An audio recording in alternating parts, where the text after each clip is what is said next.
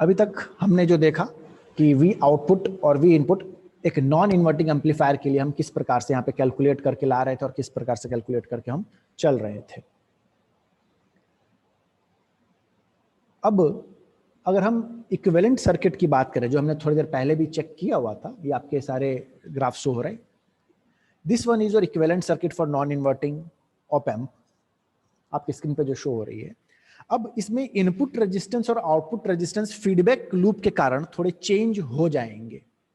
Output side से देखेंगे तो आउटपुट रेजिस्टेंस दिखेगा, इनपुट साइड से देखेंगे तो इनपुट रेजिस्टेंस दिखेगा।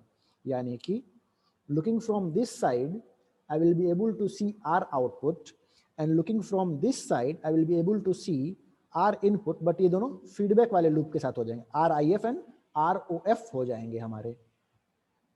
इन दोनों की कैलकुलेशंस इजी है वैसे तो, बट इक्विवेलेंट सर्किट ड्रॉ करनी पड़ती है। इस पे हम बाद में एक बार आएंगे लेक्चर के दौरान पे कि इसको कैलकुलेट कैसे कर रहे हैं। सिर्फ वैल्यूज ध्यान रखेंगे कि देखिए इनपुट कहां पे आप अप्लाई कर रहे हैं, पॉजिटिव टर्मिनल पे आप अपना इनपुट अप्लाई कर रहे हैं। तो क्या वहां से करंट अंदर जा सकती थी? नहीं जा सकती थी। करंट को फ्लो करने का कोई पाथ नहीं था। ऊपर फीडबैक वाले लूप में करंट फ्लो हो सकती थी क्या? नहीं। वहां पर भी माइनस टर्मिनल पे आपने कुछ इनपुट तो लगाया नहीं है। तो ऊपर वाली येलो वाली जो ग्राफ हमारे पास में है, जिसको मैंने हाईलाइट किया है, वहां से भी कोई करंट जाएगी नहीं अंदर में। तो क्या करंट को फ्लो करने का रास्ता मिल रहा है? नहीं मिल रहा है। तो RIF will B also high. R input जो है वह तो ज्यादा है ही, RIF भी ज्यादा ही होगा। यह बात भी हमारे पास लॉजिक बैठती है। तो we can write RIF will be equals to R input and 1 plus AB। ये कैसे कैलकुलेट करेंगे हम बाद में देखेंगे। अभी सिर्फ इतना ध्यान रखेंगे, एग्जामिनेशन के लिए आपके लिए इंपॉर्टेंट रहेगा ये चीजें। नेक्स्ट चीज आएगी ROF के लिए, आउटपुट। आउटपुट रेजिस्टेंस वैसे भी कम होती है हमारे पास में। R आउटपुट रेजिस्टेंस छोटी होती है तो जाहिर सी बात है ROF भी छोटी होगी, क्योंकि करंट आप वहां से फ्लो करवा के लोगे। तो बड़ी वाली क्वांटिटी के लिए करने के लिए हमने मल्टीप्लाई किया था, छोटी क्वांटिटी लेने के लिए डिवाइड कर देंगे। ROF feedback will be equals to R output upon 1 plus AB। इसको हमने डिवाइड कर देंगे तो ROF फीडबैक वाली और छोटी रेजिस्टेंस हमें मिल जाएगी। साथ साथ में हम बैंडविड्थ का भी ध्यान रखेंगे, क्योंकि फ्रीक्वेंसी जो है, फ्रीक्वेंसी बैंडविड्थ फीडबैक के साथ में कैसे कैसे चेंज करेगी। FF यानी कि frequency with feedback will change.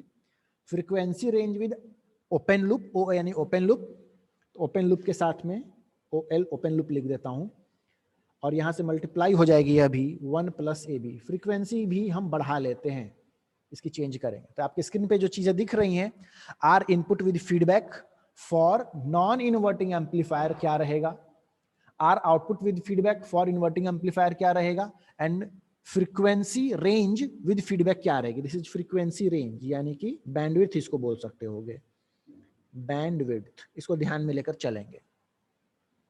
यहां तक ये सारी कहानियां हमारी नॉन इन्वर्टिंग ओपेम्प के साथ में कंप्लीट होती है। अब हम पहुंचते हैं अपने इन्वर्टिंग ओपेम्प की कहानी के ऊपर पे। यहां से आगे बढ़ते हैं अपने। हमारे सामने अभी भी है नॉन इन्वर्टिंग ओपेम्प। इसको हम वोल्टेज शंट फीडबैक भी बोलते हैं, और नॉन इन्वर्टिंग वाले को वोल्टेज सीरीज फीडबैक बोला जाता था। इसमें जाहिर सी बात है, हम जो इनपुट देने वाले होंगे माइनस टर्मिनल, यानी कि इन्वर्टिंग टर्मिनल पे इनपुट दे रहे हैं। प्लस टर्मिनल को ग्राउंड कर दिया गया है, वहां पे कोई रेजिस्टेंस रखने की आवश्यकता नहीं। रेजिस्टेंस रखते भी हैं तो कोई एडवांटेज आपको मिलेगा नहीं, बट हाँ, रख के भी कैलकुलेट किया जा सकता है। अभी हम अपने सहूलियत के लिए मान के चल रहे हैं कि वहां पे रेजिस्टेंस नहीं है। Feedback loop as it is आपके पास में है, और यहाँ पे कहानी चल रही है। इसमें भी आपको 2-3 चीजें तो अपने गोल्डन रूल्स के हिसाब से मान के चलनी ही होंगी। मैं थोड़ी देर में एक्सप्लेन करता हूं उनको। आपके सामने ये इसका इक्विवेलेंट सर्किट शो किया जा रहा है। यहां पर भी आप अगर इनपुट साइड से देखेंगे तो आपको R इनपुट फीडबैक दिखाई दे देगा यहां से। आउटपुट साइड से देखोगे तो R आउटपुट फीडबैक दिखाई देगा। सेम जैसा जैसा स्ट्रक्चर बनते हैं वैसे यहाँ पे भी बनने शुरू हो ही जाएंगे हमारे लिए भी चीजें। अब जरा ऐसे गौर फरमाना है कि जो करंट मेरी फ्लो होगी R1 के क्रॉस में, यानी कि इसको करंट में बोल देता हूं I1। फीडबैक लूप में जो करंट जाएगी दैट इज IF, और अंदर जो करंट जाएगी उसको मैं बोल देता हूं IN, निगेटिव करंट। और जो पॉजिटिव टर्मिनल पे करंट जाएगी, जैसे इसको बोल देता हूं आई पी पॉजिटिव करंट।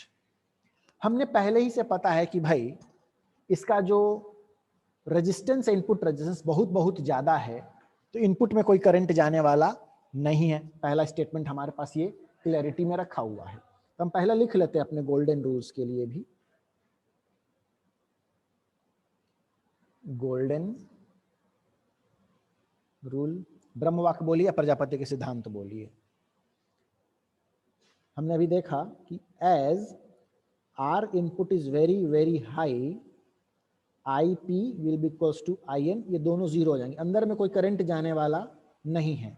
अब इसके बाद आप तय किया कि इक्वेशन कैसे बनेगी। तो नाउ I1 और IF तो बनेंगे ही, वहां पे तो फ्लो होंगे जाएंगे ही, तो इस चीज को ध्यान में रखेंगे। This will be your golden rule first.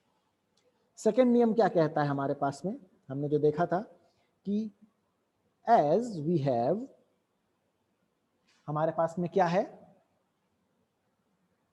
Open loop gain A was equals to V output upon VID difference के साथ में, और VID को हम लिख सकते थे VP minus VN।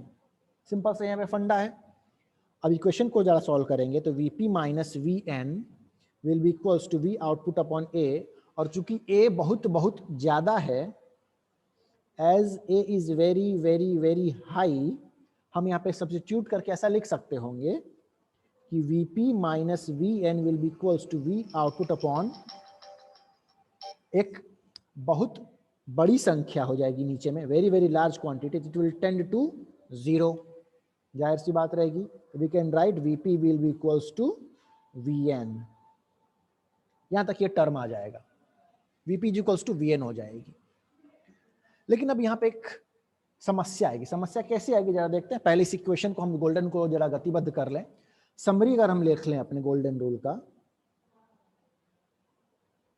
Summary golden rule, ब्रह्म वाक्य बोलिए या ब्रह्मा का सिद्धांत बोलिए। पहला क्या था हमारे पास में कि VP terminal will be equals to VN terminal होगा, एंड सेकेंड वन होगा यहाँ पे क्या हो जाएगा, as A is very high, and second one is negative terminal पे जाने वाली करंट या पॉजिटिव टर्मिनल पे जाने वाली करंट, दोनों ही करंट जीरो होंगी as R input is very very high. ये तो जो दो गोल्डन रूल्स लिखे गए हैं, इसको आप अपने दिमाग में सेट करके रख लेंगे। इन्हीं के मदद से हम सारी कैलकुलेशंस सॉल्वेशंस कर रहे होंगे। ये दोनों चीज आपके दिमाग में अगर क्लियर है तो सॉल्यूशन आसानी से मिल जाएगा, कैलकुलेशंस इजी कर पाएंगे आप अपने चीजों के लिए। अब इक्विवेलेंट सर्किट को भी ध्यान में रखना होगा कि कैसे सॉल्यूशन आ रहा है, हालांकि इसके बाद आपकी आवश्यकता नहीं पड़ेगी। अब यहां से भी हम डेरिवेशन इसका चालू करेंगे कि किस प्रकार से हम इसको अपने, जिस प्रकार से हमने नॉन इन्वर्टिंग ऑप एम्प को सॉल्व किया, तो इसी प्रकार से इन्वर्टिंग ऑप एम्प को भी सॉल्व करेंगे। बहुत छोटा सा सॉल्यूशन है, इजीली आ जाएगा। आइए देखते हैं यहाँ पे भी उसका सॉल्यूशन निकालते हुए हैं। Solving for a feedback loop या ए क्लोज लूप, जो बोलिए close loop gain for inverting op amp, INV inverting op amp, INV यानी कि इन्वर्टिंग हो जाएगी, पूरा नहीं लिखा है मैंने यहाँ पे। हमारे पास क्या था, मैथमेटिकली चलते हैं, पहले बड़े वाले लॉजिक से फिर छोटे लॉजिक्स पे आएंगे। मैथमेटिकली हमारे पास क्या था, हमारे पास था VID, जो इनपुट डिफरेंस था वो होता है VP माइनस VN। अब यहां पे हम इनपुट पॉजिटिव पे ग्राउंड कर रहे हैं, as VP is equals to 0, तो हमारे पास क्या हो जाएगा, VID is equals to minus VN। इसको ध्यान में लेकर चलेंगे कि भाई VP माइनस VN है। हाँ, VP is equals to VN वाला आइडिया अभी हम नहीं लगा रहे हैं, अभी हम सिर्फ अपने नॉर्मल सॉल्यूशंस के लिए ही चल रहे हैं, आइडियल मानते हुए, प्रैक्टिकली मानते हुए ही। प्रैक्टिकली हम जो सॉल्यूशंस लेकर चल रहे हैं, VID equals to minus VN रहेगा। एग्जैक्ट वैल्यू निकालने के लिए इसको एग्जैक्ट लिख लीजिए, एग्जैक्ट कैलकुलेशंस करने के लिए हम चल रहे हैं। हमारे पास एक और चीज था, क्या था कि भाई अंदर में करंट तो जा नहीं रही थी, तो उसको भी हम लिख लेते हैं। वी हैव I, जो हमारा इनपुट करंट थी, was equals to I feedback plus IB, जो बेस में अंदर करंट जा रही थी, IN मान लीजिए इसको। ऊपर वाली सर्किट जरा देख के ध्यान कीजिएगा, हमने कैसे कैसे टर्मिनल्स को लेकर चले थे। I1 जो था हमारे लिए इनपुट था, I1 मानिए या I इनपुट मान लीजिए इसको, इनपुट जो करंट आप लेकर चल रहे थे, आपके स्क्रीन पे भी विजिबल होगा। I1 जो रेड वाला है that is also equal to I input, IN लिखा हुआ है, इसको ध्यान में लेकर चलेंगे। I फीडबैक में भी जाएगी क्योंकि IN तो जीरो है, बिकॉज इनपुट रेजिस्टेंस बहुत बहुत बहुत ज्यादा है, तो IN जीरो मान के चल ही रहे हैं हम लोग यहाँ पे। इस इक्वेशन को लिख लेंगे, IN equals to zero as R input is very very high. तो हमारे पास मिल जाएगा I input current will be equals to IF feedback के लिए। I इनपुट के लिए क्या करेंगे भाई, दोनों वोल्टेज का difference upon resistance, I feedback के लिए दोनों इनपुट का डिफरेंस अपॉन रेजिस्टेंस कर लेंगे। मैं नीचे सर्किट एक बार फिर से बनाता हूँ, फिर इसको सॉल्व करते हैं आपकी सहूलियत के लिए, आपको बार बार ऊपर नीचे नहीं करना पड़े इस पे। हमारे पास सर्किट कुछ ऐसे ही थी,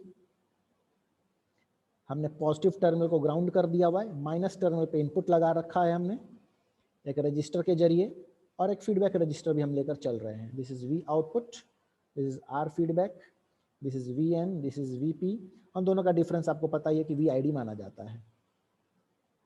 यहाँ पे जो करंट जा रही है वो I इनपुट बोलिए, I1 बोलिए, मैं I1 में ही लेके चल रहा हूँ। यहाँ पे हो जाएगी I feedback current and this was IN current, जिसको हम जीरो मान के ही चल रहे थे। हमने इक्वेशन लिखा I input is equals to I feedback.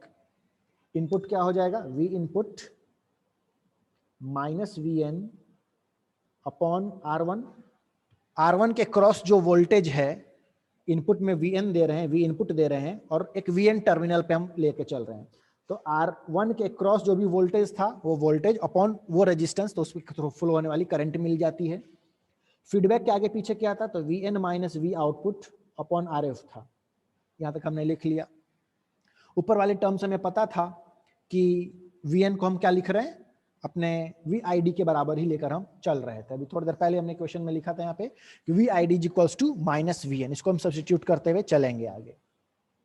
आइए क्वेश्चन पे हमारे सामने यहाँ पे है, we can write V input minus, अभी VN को क्या लिखना है, हमें VN को VID पे सब्स्टिट्यूट करना है।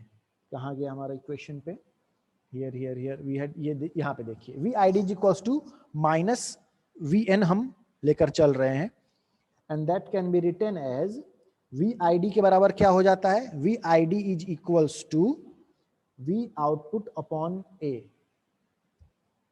ये हमारे पास इक्वेशन थी ओपन लूप गेन के लिए, हम ऐसे डिफाइन करते थे। How we defined, open loop gain was equals to VID upon V output. तो यहाँ से इक्वेशन लिखी जा सकती होगी, sorry V output upon VID, equation गलत लिख दिया मैंने, upon VID। We can write VID is equals to V output upon A, and VID को हमने इक्वल्स टू यहाँ पे माइनस साइन लिख लिया हुआ है। इस टर्म को हम इस्तेमाल करेंगे VN की जगह पे minus V output upon A, VN की जगह पर minus V output upon A। यहाँ पे आपकी इक्वेशन में हमने यहाँ पे सब्स्टिट्यूट कर दिया है, V आउटपुट अपॉन A की जगह पे, माइनस माइनस प्लस हो जाने वाले हैं बाद में, upon R1 and will be equals to VN की जगह पे minus V output upon A, फिर minus V output upon RF।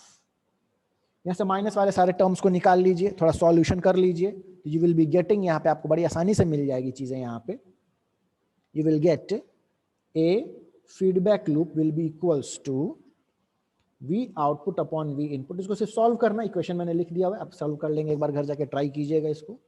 Minus A times R feedback upon R1 plus RF plus A times R1। पिछले बार जैसा मिला था उस प्रकार से इस प्रकार भी हमें मिल जाएगा, and this value is called as an exact value. Exactly आपको यही आउटपुट मिलेगी, लेकिन इसको थोड़ा सा हमें सहूलियत के लिए सॉल्व करना होगा अपने इक्वेशंस के हिसाब के लिए। कैसे लेकर आएंगे, हमें पता है फॉर आइडियल ओपैम्प के लिए हम क्या लेकर चलते थे, A is very very large, इसीलिए R1 plus RF plus A times R1 को हम इक्वल्स टू लिख सकते हैं A टाइम्स R1। बाकी सारी चीजें नेग्लेक्ट हो जाती हैं ऑटोमेटिकली, पिछले बार वाली कहानी को हम फॉलो करते हुए चलेंगे। तो वी कैन राइट, हम इक्वेशन में लिख पाएंगे अपने AF will be equals to V output upon V input, जैसा स्क्रीन पे भी है ऊपर में वैसे लिख रहे हैं अपने, और माइनस वाला टर्म ऊपर में नीचे वाला कट जाएगा, ये यहाँ पे चीजें हैं तो हमें मिल जाएगा, it will be minus RF upon R1, this will be your gain, this will is for ideal. और यहाँ से लिख सकते हो V output is equals to minus RF upon R1 minus RF upon R1 into V input. इसको मैं red colour से डब्बे में बंद कर देता हूं, आपको ध्यान में रहे। ये आपको मिल जाएगी सारी कहानियां यहां तक के लिए। अब ये जो तरीका आपने निकाला है, यह तरीका निकाला आपने एक लॉन्ग टर्म मेथड से करके। अब इसी मेथड को हम जरा सॉल्व करना चाहते हैं अपने शॉर्टकट ट्रिक मेथड से। यहां पे लिखता हूं फिर से, टेक्निक हम करते हैं using golden rules. Golden rules को जब हमने आपको बताया कि golden rule as a book में कहीं नाम नहीं है, मैंने नाम दिया हुआ है इसके लिए गोल्डन रूल, ये ब्रह्म वाक्य, प्रजापति के नियम।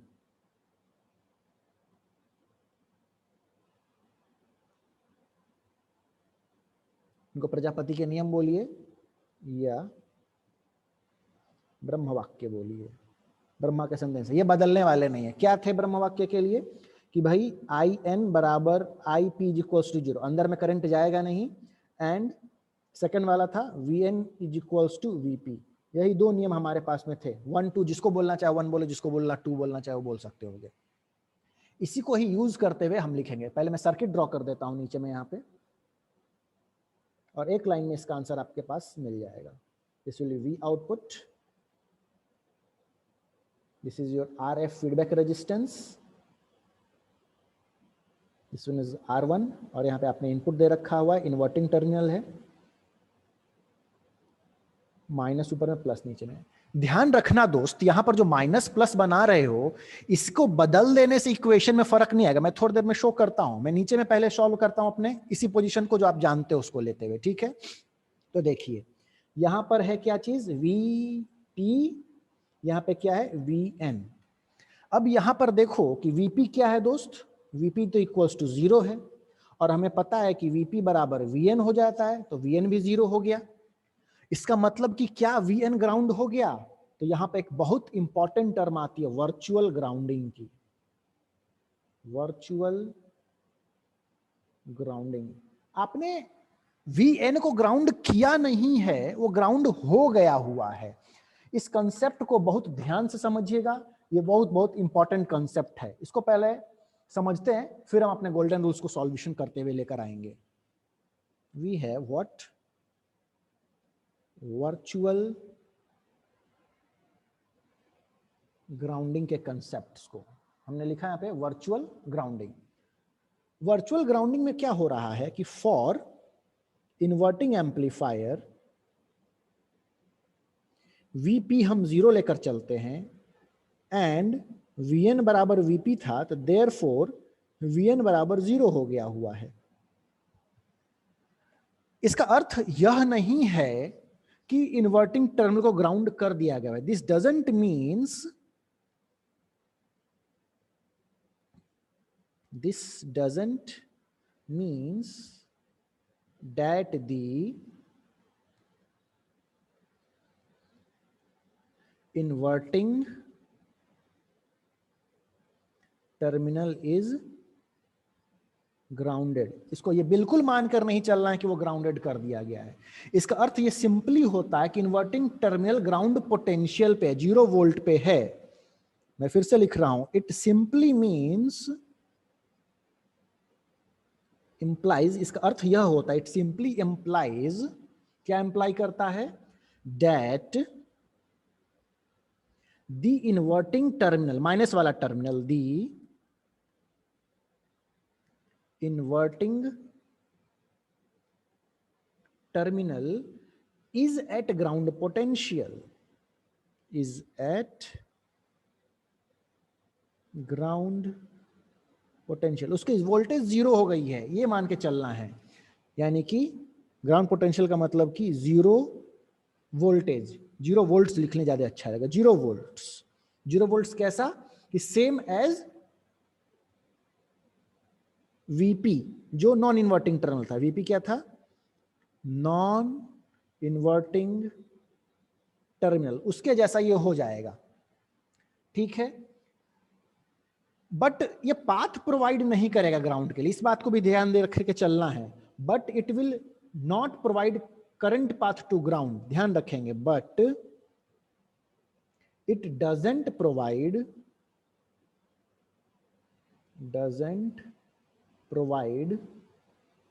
path, current path, doesn't provide current path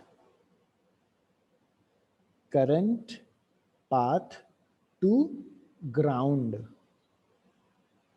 कोई करंट फ्लो नहीं करेगी, ध्यान रखेंगे, करंट बिना फ्लो किए हुई है ग्राउंड टर्मिनल पे रख रहा है। This terminal is said to be at virtual ground, इसको हम यहां पे बोलते हैं, दिस इन्वर्टिंग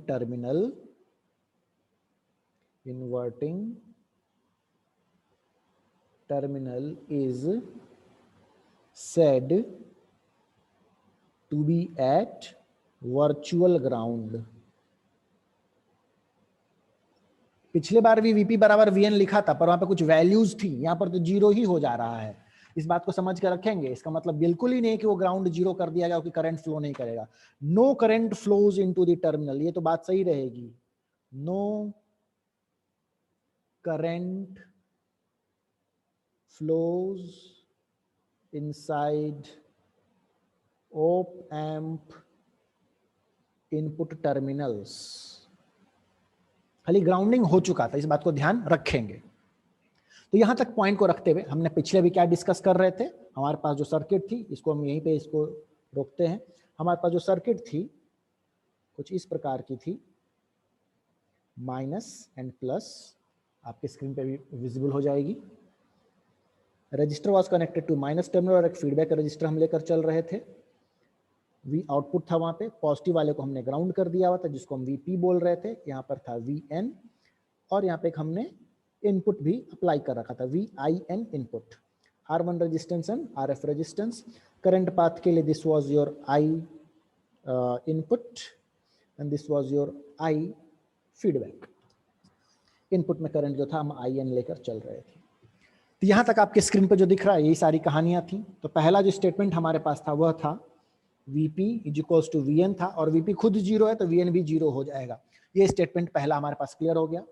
दूसरा स्टेटमेंट क्या कह रहा है हमारे पास में कि I input will be equals to IF, क्योंकि जाहिर सी बात है IN वाली करंट तो अंदर जाएगी नहीं। तो I इनपुट को लिख लो, क्या लिख लोगे, V इनपुट माइनस Vn क्या है, जीरो है, upon R1 is equals to feedback loop में क्या हो जाएगा, Vn zero minus V output upon RF।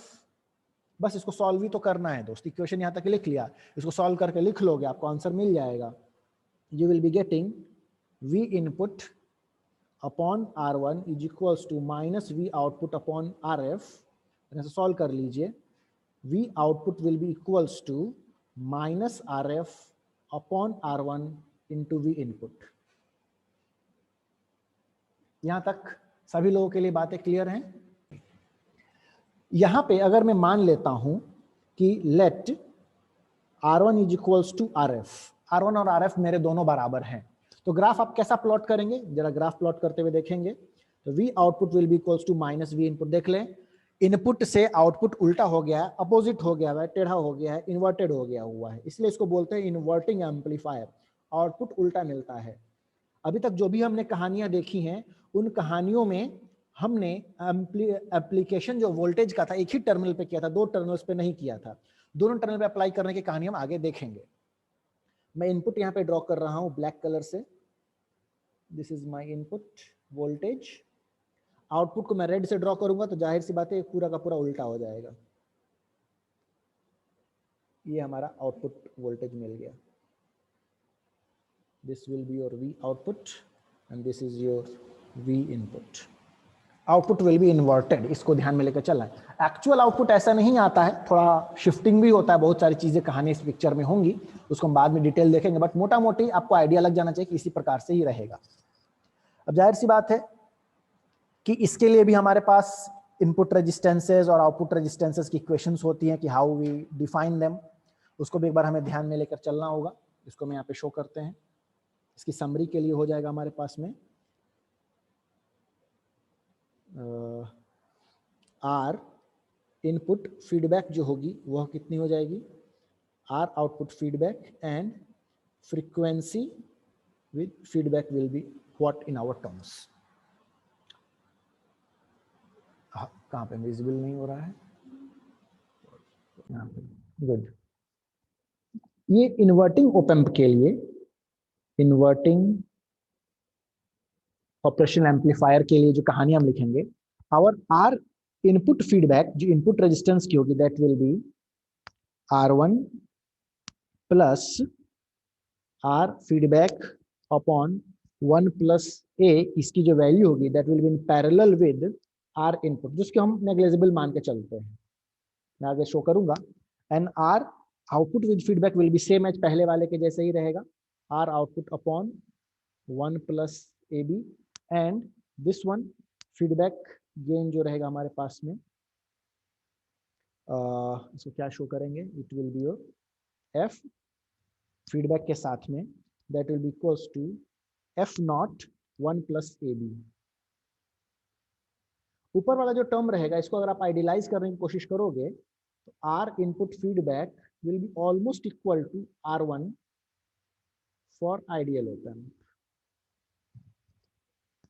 यहाँ तक ये कहानी है, इसको भी ध्यान में लेकर चलेंगे। एग्जामिनेशन के लिए इसके डेरिवेशंस आपसे मांगे जा सकते होंगे, पूछे जा सकते होंगे। यहाँ तक की कहानी के साथ में हमारा inverting and non inverting op-amp की पूरा सिलसिला कंप्लीट हो जाता है।